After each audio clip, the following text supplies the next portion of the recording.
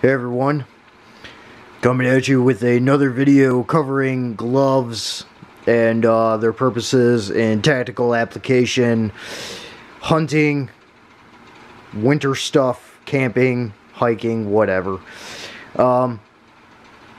First off, some of the best operational gloves are still, as far as a light protecting operational glove, excuse me, in a lot of capacities, are your Nomex flight gloves with goatskin leather.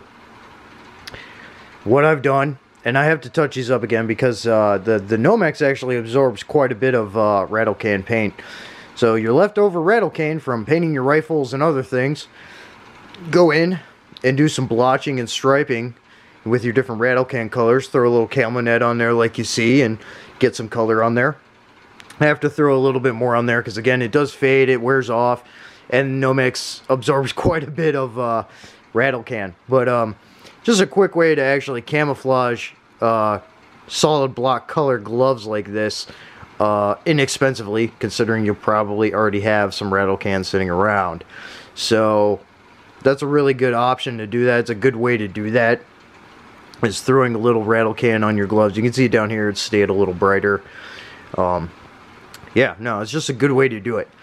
Now, in my military deployment and some contracting gigs, when I wasn't using like flight gloves, I was using like Hatch hard knuckle gloves, and those are great. But I've noticed that a lot of those gloves actually fall apart at the seams pretty quickly with heavy use in the field, and for some reason they just don't hold up as well as flight gloves and some other gloves. So I like hard knuckle gloves, but at the same time, I mean, they get chewed up. They get chewed up really bad. So if you want something light, something to protect your hands, whatever, you know, camouflage your hands a little bit, go with something like that instead. Odds are you're not going to need as heavy duty of a glove as a hard knuckle glove, and they're a little bit harder to shoot in. Again, these are a little thinner. You got the tactile grip. They still got leather, and they're just really a better option in my opinion. Just good stuff.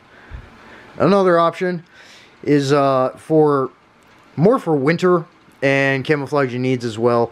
These are this goes really well with, like, say, your Geo7 camouflage, your Pencott camouflages, even OCP. This works pretty well.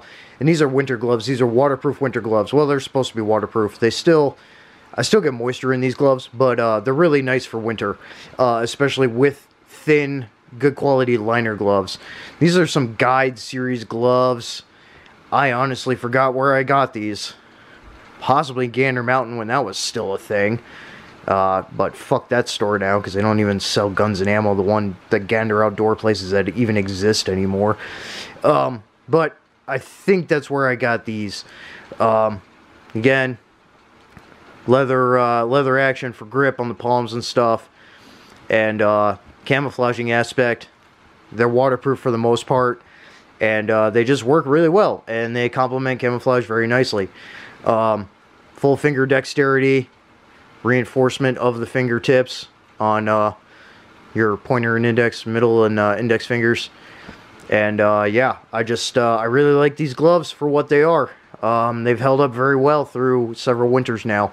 Again, these work really well in tandem with a thin insulating liner glove. Sirius brand liner gloves are some of my favorites. They just work, and I've had a couple of pairs for a decade now, and they're just fantastic. Fantastic liner gloves. So yeah, just a couple of options of gloves to kind of mull over and look at for your consideration and needs. I know mechanics gloves are pretty freaking solid too. They have OCP versions. I want to say there's still the Woodland, like US M81 Woodland variant option available in camouflage in mechanics gloves still, but they're getting harder and harder to get because I guess they don't make them anymore. So that's another option too. Mechanics gloves are just good gloves. Pig gloves are pretty solid too.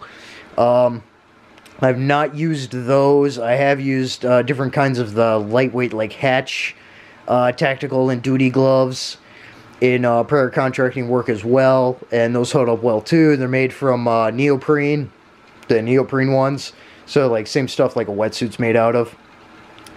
Those are pretty solid too. I've got a pair sitting around here somewhere. Let's see if I can find them real quick. Oh yeah, they're right here. Look at that. There we go. Here's a pair of the Hatch, like thinner Hatch neoprene duty gloves. It's not leather on the palm, but it's like a really nice grippy material. I can't remember what that is. These are actually really solid gloves. They're very inexpensive, and another good thing, they actually hold up pretty well in winter too, with a good liner glove, like a Sirius glove, Sirius liner gloves, S-I-R-I-U-S, Sirius. I really like those liner gloves. But yeah, freaking neoprene gloves. These are really solid too as an alternative. But again, solid color, and they're black or dark blue.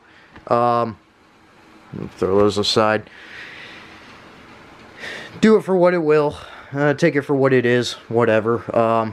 These are some other really good options. And again, just when it comes to like flight gloves, I really recommend flight gloves for a lot of your lighter use needs and things like that. They're just really one of the best options to go with still. And you know, they're good to go. So get yourself a pair of those.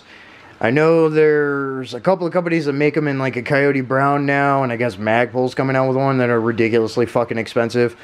But yeah, just color them up so they're not really a solid color. They kind of the sage green or whatever you want to call this is kind of dark in the woods, or it can be.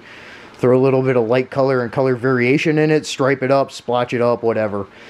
And you got options like that. So I like these again because they work well with the Geo 7 camo that I like, and OCP camo, Pencod, all that. Your more modernized camouflages. It works for whatever, but yeah. So there's some options for you guys. Metal up. Out.